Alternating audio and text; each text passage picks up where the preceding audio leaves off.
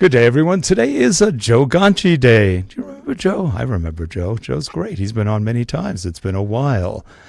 Joe with Joe at eLearningJoe.com. I'm joined today by my good friend and co-host. We were just talking. We've been co-hosting shows together for almost 10 years. Can you believe that? 10 years. She still talks to me too. I don't get it. But anyway, it is Dr. Susan Nash. And my name is Rick Zanotti, and this is eLearnChat. Here we go.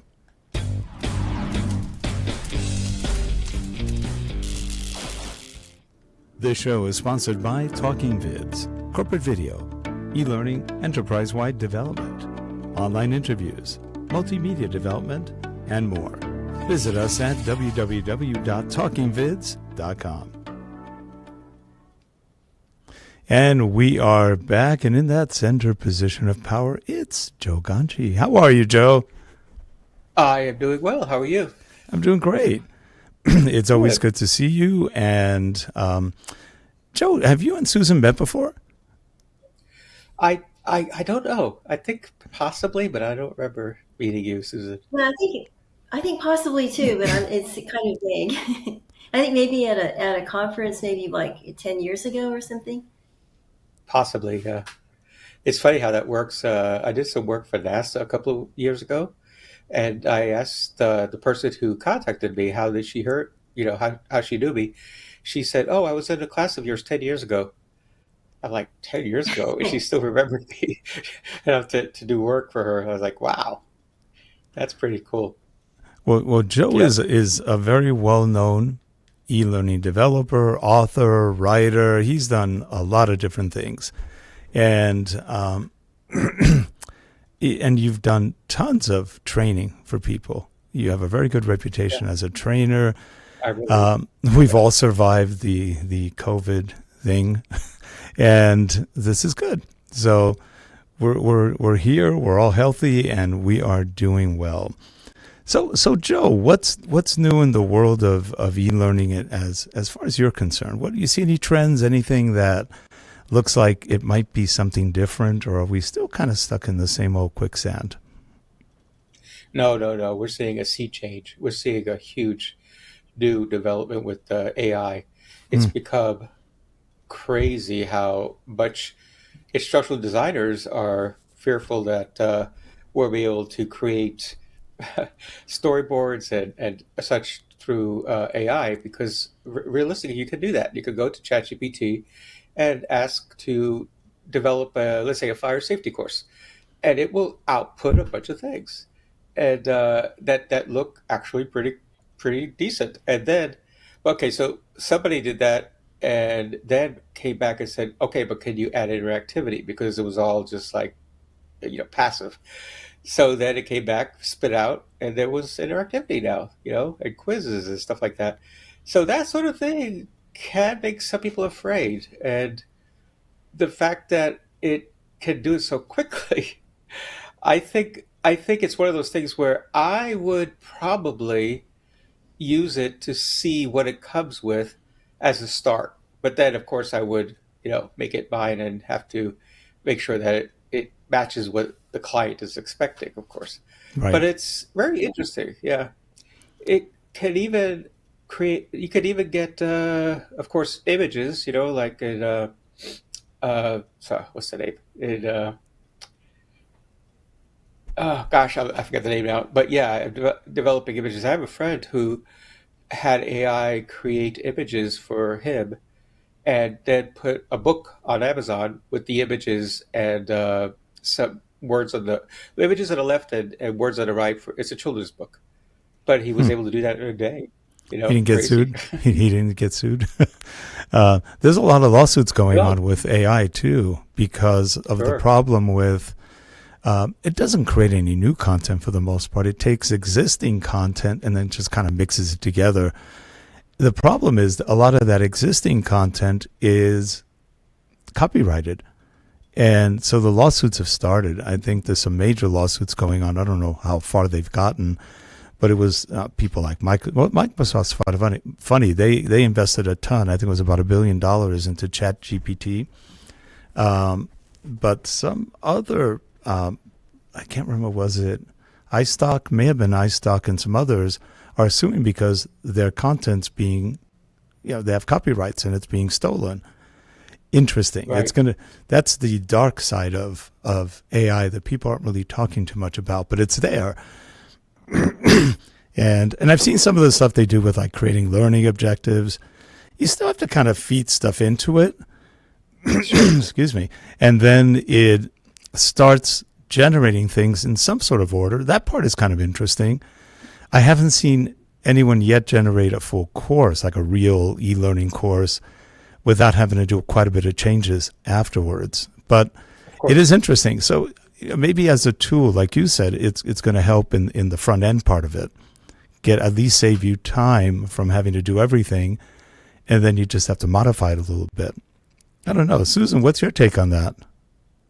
Well, I have a lot of thoughts. First of all, if you're trying to create multiple choice questions, so I had fun with it. I tried it out, and I thought, okay, this will just be fun for like trivia. And I tried to like do different hits from the 60s and 70s and bubblegum just to see what would happen. And where there's a huge database, it pulls it out. It's pretty good. And then I had tried it out with like Shakespeare, but with authors or content that is not all that well known, you'll either get stuff like, well, I mean, I don't have Chat GPT 4.0, so or the latest one, so it doesn't. It says I stop at 2021 or something, and then the other thing is that it's very, very repetitive. I can always tell if a student has written something using generative AI because you'll see the author's full name repeated every single paragraph. And then or controversial author, comma, full name, then the same stuff over and over. And so it's kind of a dead giveaway. And so that's it. So it tends to be very superficial and repetitive, and not getting at the new things that we're being required to do in online courses, which is, as instructors, fill out a plan that demonstrates our substantive response and how we're going to be interactive in a unique and integrative way with our students.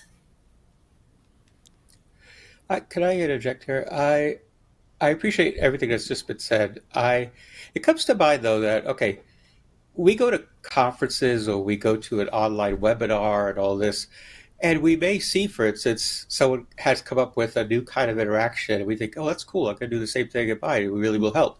We're now basically taking an idea that someone else has created, and they're sharing it. Okay, they're not saying don't use this. Obviously, they wouldn't even show it if that was the case. My point being that we're always building on prior work that not only we have done ourselves, but others as well. So it's not out of the question that ChatGPT is not useful at all. I mean, it is basing everything on prior experience as well. So I think I'm not a big fan. I don't think, but I'll tell you one way I've used it recently that became very useful for me. I was asked to translate a book from Italian to English. Okay, and I speak Italian, and it was a little slow going. And then I decided, oh, let me check, and I put in, several paragraphs of the text in English, and it came back with in Italian. It came back with the English, and it was really good English. It was pretty accurate. I had to change a few things here and there, but it was pretty good. So I was able to translate that book pretty quickly, and that was good. The other thing I used it for recently is I am a big lover of language. I love language, especially English. Okay, I lived in Italy, so I speak Italian fluently. I speak other languages too, to a degree, but I've kind of forgotten a lot of vocabulary. So French and German, a tiny bit of Russian and Spanish as well. So having said that, I find languages and the etymology of words fascinating. But what I really discovered not too long ago is my sister and mother still live in Italy, right? So I Zoom with them every Sunday for an hour. At one point, I had a friend visiting, and he joined us. He was sitting next to me, and I was talking to my sister. Then I turned to him and I said a few things, and he responded. And then we turned back to my sister, and my sister said, "What did you just say?" I said, "What?" She goes, "I didn't understand anything you just said." And I'm like, and then so the end result of that was that we use every language does this, but in English we use idiomatic phrases all the Mm-hmm. time. Mm-hmm. And, they come from sports, they come from business, but we use them all the time. And so I thought about that, and I realized, let me see how many I could find. So I started putting together an Excel spreadsheet, and I started putting together all the ones that I found. I'm now close to about 2,700 of them. Hmm. Okay, and most of them are pretty common that we use a lot. Uh, so the point being, I decided I'm going to create YouTube videos now about idiomatic phrases because English videos are very popular on YouTube. And frankly, with I haven't been able to do a lot of e-learning work recently because I don't know, I haven't really seeked it out, but if I seeked it out, it would come.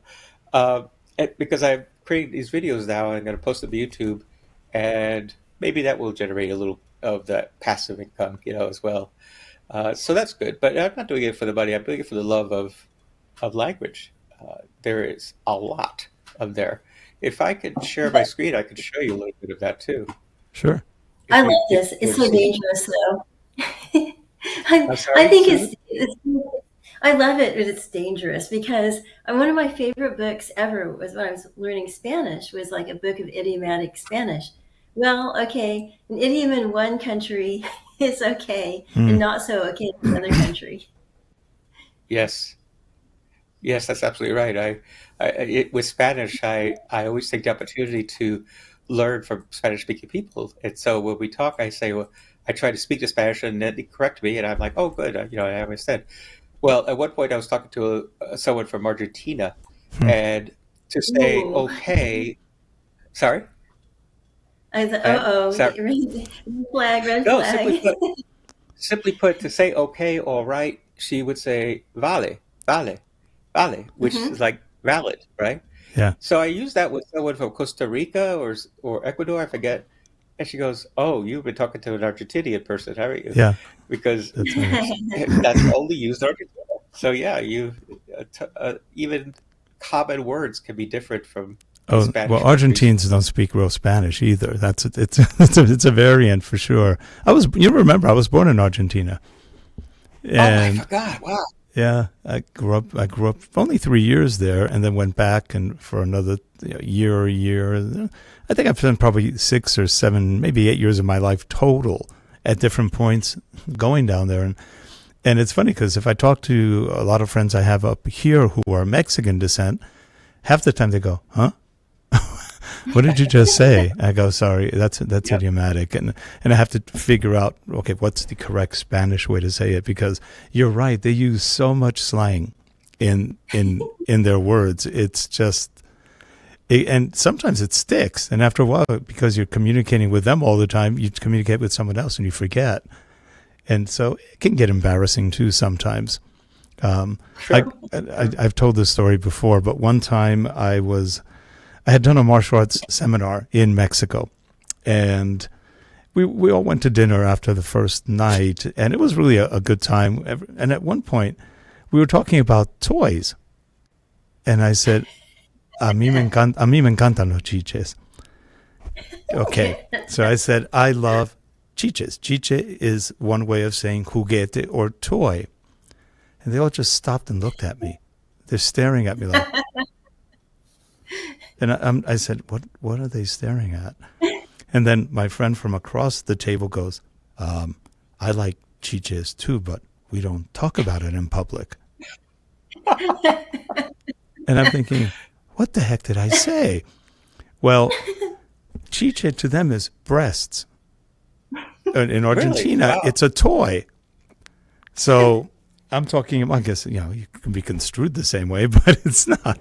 Um, and they were all looking at me like, and I said, "Oh, well, in Argentine language or vernacular, that's a toy." And they went, "Ah." But it Right, was sort right. of funny because they went, he's talking about something that really you shouldn't talk about in public about how he loves this, and Well, at uh, least it was just breast. I mean, it could have been a lot worse, could have right? been a lot There, worse. there are certain Oh, words in true, Spanish true. that if you were to say them in Italian, it would be terribly offensive, Oh, I can that are not imagine. offensive at all in Yep. Spanish. Yeah. Like in Yeah. England, they use words casually that we would never use in the United States, True. That and vice that is versa. true. Oh, yeah. Well, Yeah. and also there are so many idioms that are fascinating because we no longer have the actual context about what it means. Hmm. So, for example, that horse is way out of the barn. Okay, how many people actually have a horse, and how Or many people have a barn? not many. So they're fascinating. Well, look at the one that's good bang for the buck. That's not what people usually think of.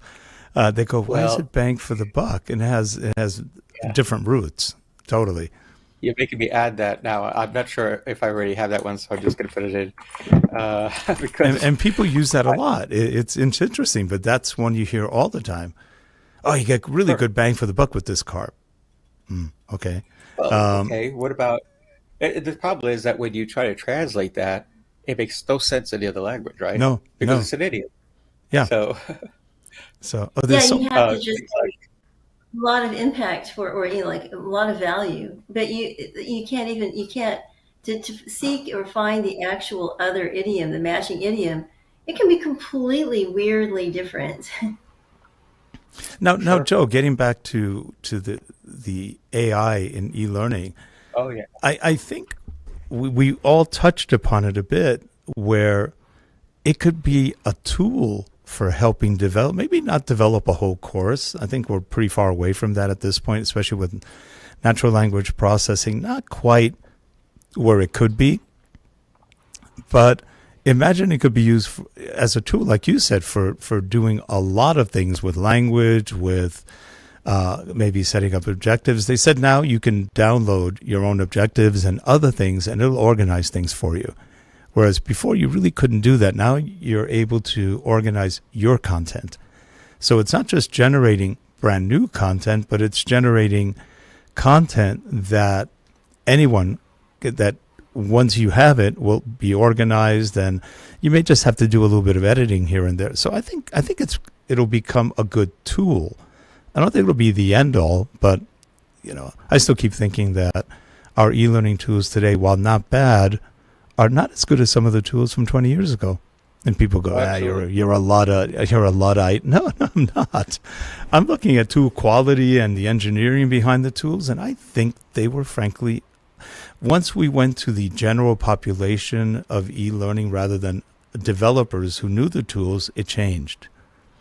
And yeah. Well, absolutely. About what was it, 2003, maybe? Mm-hmm. We started seeing tools that were uh, they Easier. were telling us you don't need a what did they say? You don't need instructional designers anymore because our tool is easy enough to use by Yeah. a subject matter expert or a Sure. developer.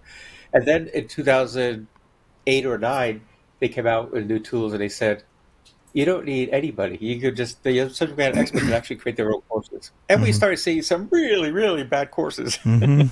because somebody who's a subject matter expert is an expert in their field, but is not an expert at how to, you know, usually anyway, not how to teach that online, especially in a self-paced course.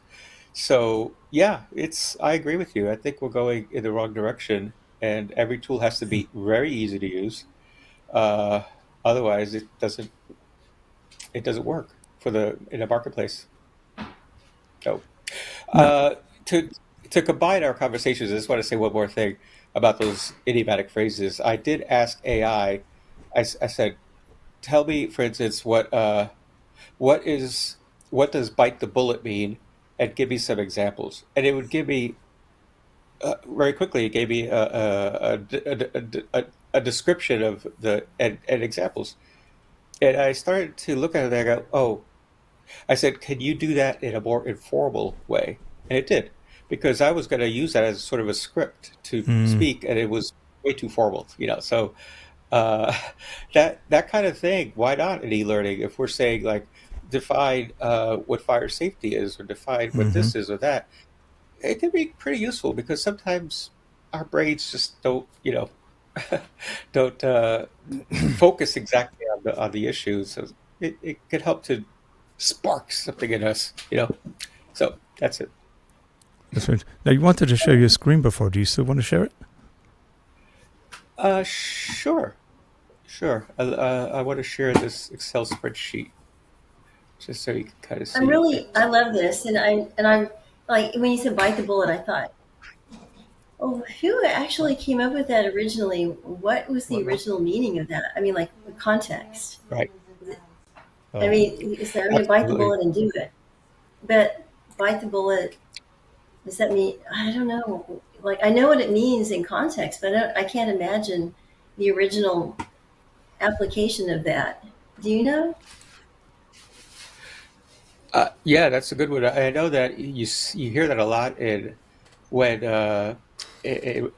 like old West movies when someone gets hurt and they have to apply something that's going to really hurt bad to heal the person. So they give them a bullet to actually bite on and say, that's bite the bullet because that rather than screaming, they would do that with a bullet in Well, I their remember mouth that. Yeah, I recognize that, but like, why a bullet to bite on? Why not? I mean, because they have bullets all the time. yeah. Just watch yes, and no. Susan, you just need to watch Lee Van Cleef movies. They're all there. Okay. Okay. So how do I share my screen, Rick? Oh, you're in vMix call. I think you have to go into advanced. I don't think he Advanced, has to come which back is, in. Yeah.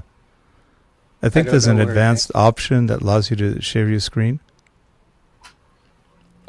No, I see a chat. I see that's on and off. I don't see that. I don't see an advanced thing. Sorry. Okay, he's not seeing. Oh, so it's not there. Okay. Oh, look at the top. Um, what's it? He can't hear you, Leslie.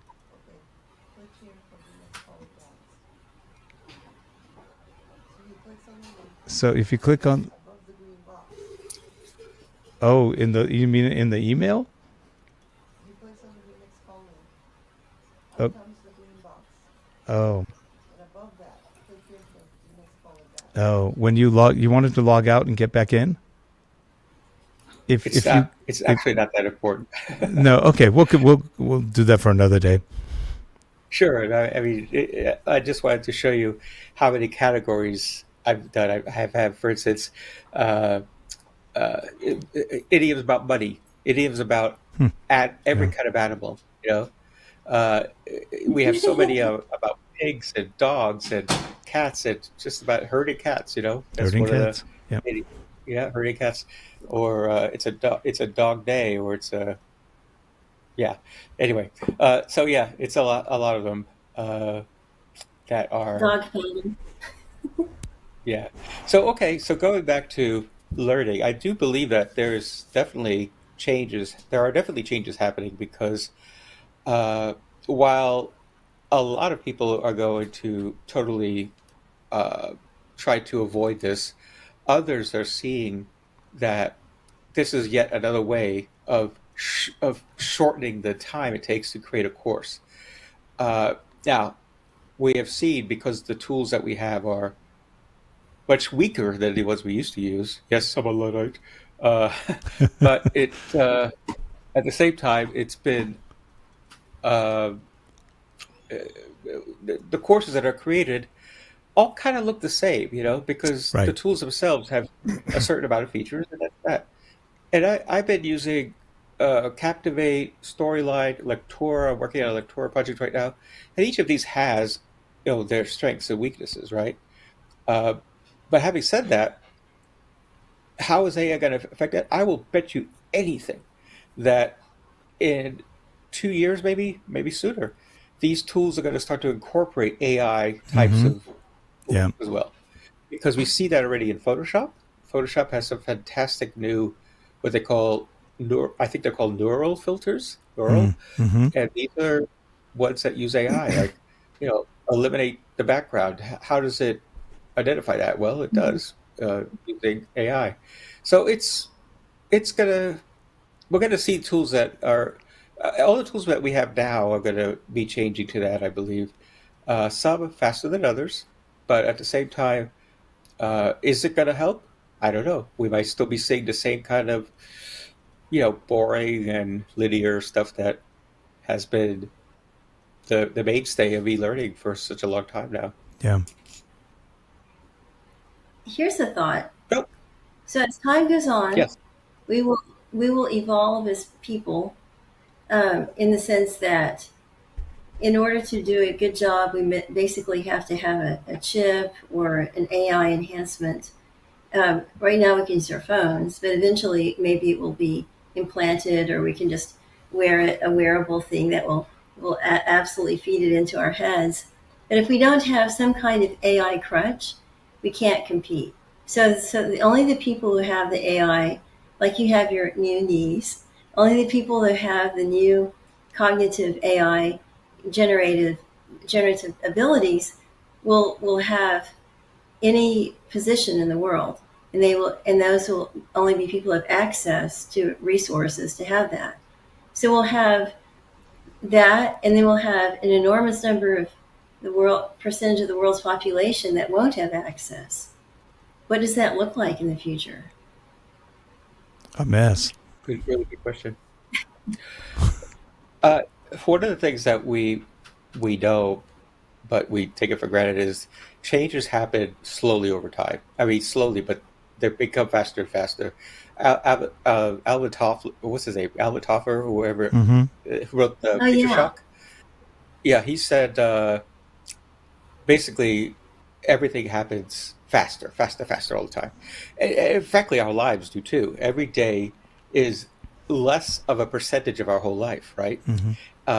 If you're a baby and you're 1 day old, but you can talk, okay, and your mom's and you see a commercial on TV for a toy, and you say, "Mom, can you give me that toy?" She says, "I'll get it for you tomorrow."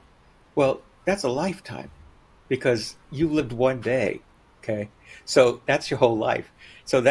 But then you start to realize over time, you got 15,000 days, 30,000 days, etc.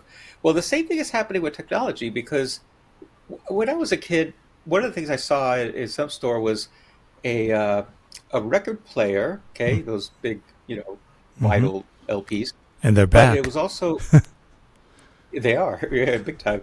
But below that was a screen of some kind. And I thought, oh, if I if I put a record on there and play it, it's going to show me stuff on the screen. But of course it didn't.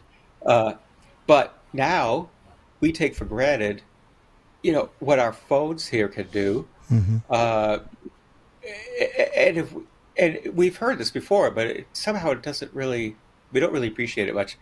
The amount of power we have now compared to what we had 20, 30 years ago is absolutely amazing.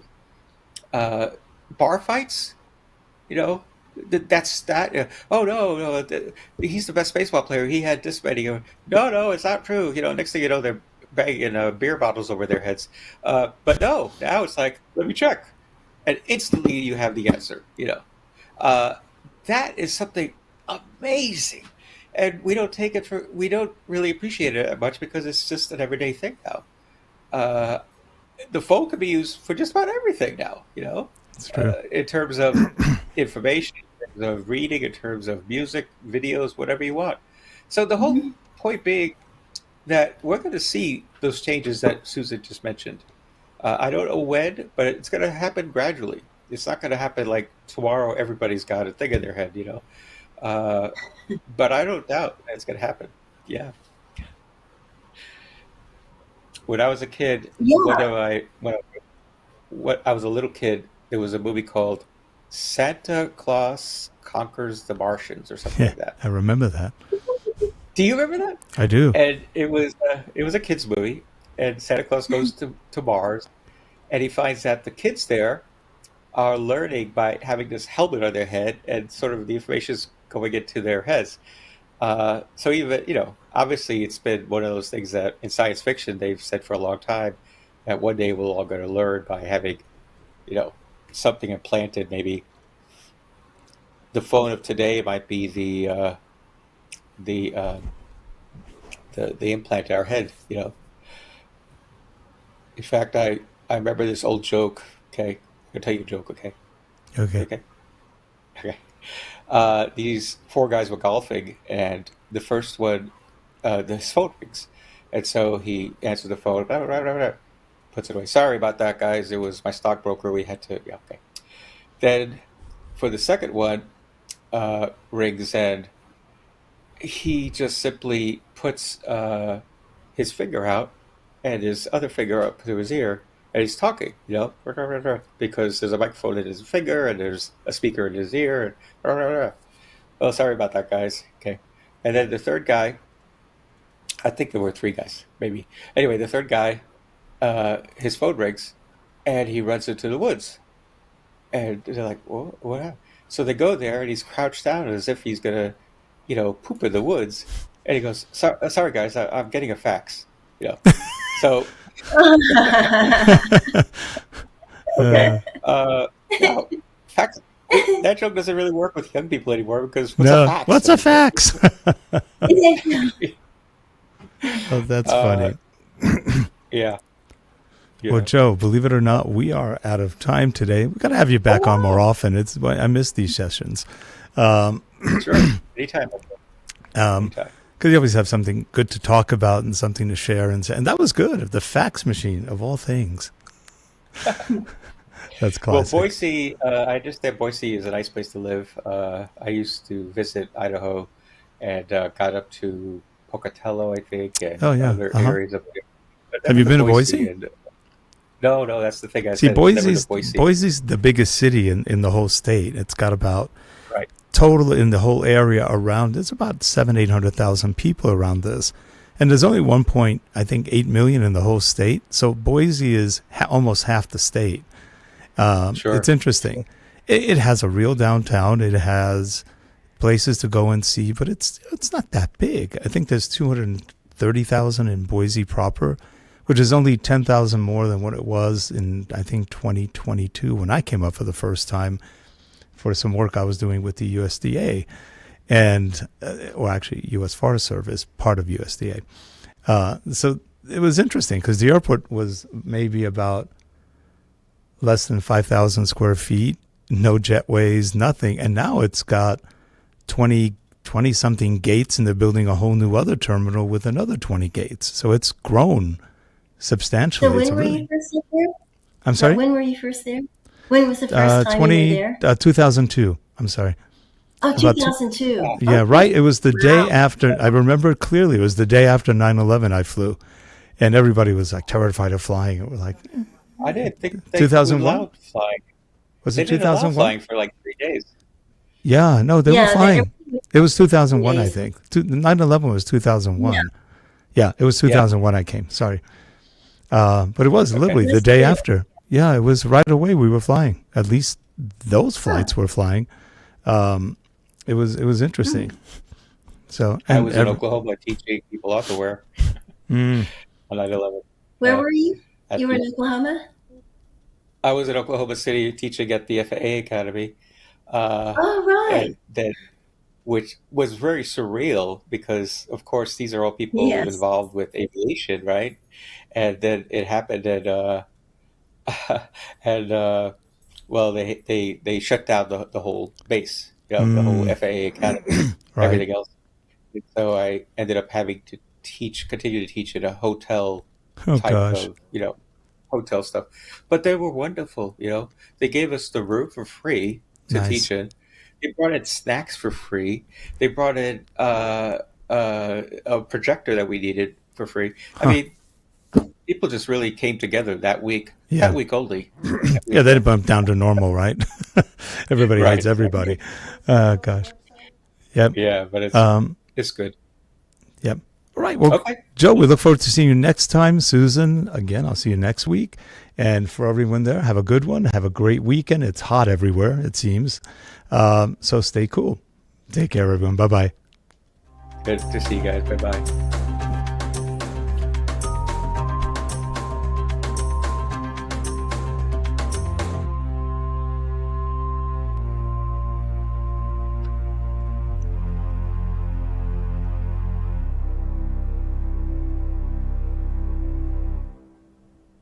And we are done.